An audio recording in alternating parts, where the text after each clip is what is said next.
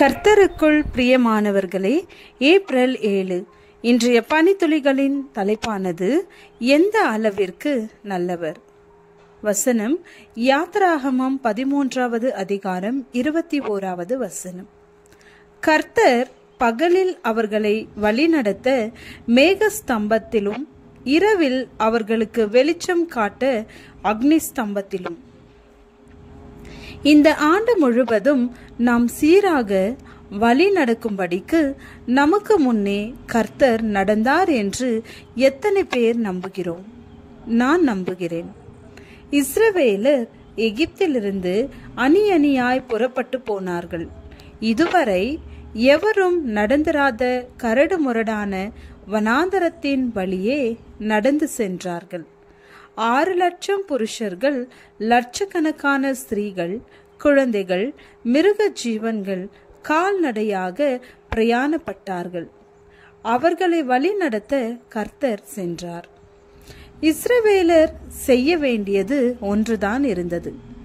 எதற்கும் கவலைப்படாமல் தங்களுக்கு முன் செல்லும் தேவனை பார்த்து கொண்டே முன்னேற வேண்டியதுதான். தேவன் நிச்சயமாக சரியாகத்தான் நடத்துவார். அப்படித்தான் நாமும் கடந்த வருஷம் முழுவதும் நமக்கு முன்னே செல்லும் தேவனை நோக்கி பார்த்து விசுவாசத்தில் நடந்து வந்து சில மாதங்களை கடந்து வந்து நிற்கிறோம். கர்த்தர் நல்லவர், அவர் கிருபை என்றும் உள்ளது. இஸ்ரவேல் ஜனங்களை பின்தொடர்ந்து எகிப்தின் இராணுவம் வந்தது. உண்மையில் அவர்கள் பயப்பட தேவையில்லை, ஆனால் பயந்தார்கள். எகிப்தியர் தங்களுக்கு பின்னே வருகிறதை கண்டு மிகவும் பயந்தார்கள்.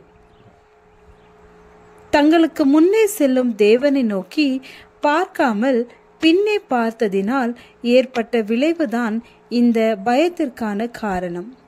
நாமும் நம் வாழ்வில் முன் செல்லும் இயேசுவை பார்க்காமல் நமக்கு பின்னே வரும் பிரச்சனைகளை பார்த்து பயப்படுகிறோம், கலங்குகிறோம், திகைக்கிறோம், புலம்புகிறோம். இவைகள் தேவையில்லை. முன் செல்லும் இயேசுவை நோக்கி பார்த்து கொண்டே விசுவாசத்தில் முன்னேறி செல்ல வேண்டும். இஸ்ரவேல் ஜனங்கள் எவ்வளவுதான் சொன்னாலும் பின்னோக்கி பார்த்தார்கள். அப்பொழுது இஸ்ரவேலரின் சேனைக்கு முன்னாக நடந்த தேவ தூதனானவர் விலகி அவர்களுக்கு பின்னாக நடந்தார். அவர்களுக்கு முன் இருந்த மேகஸ்தம்பமும் விலகி அவர்கள் பின்னே நின்றது. இப்போது என்ன நடந்திருக்கும்? எகிப்தியரின் சேனையை அவர்கள் கண்கள் காணக்கூடாதபடி செய்தார்.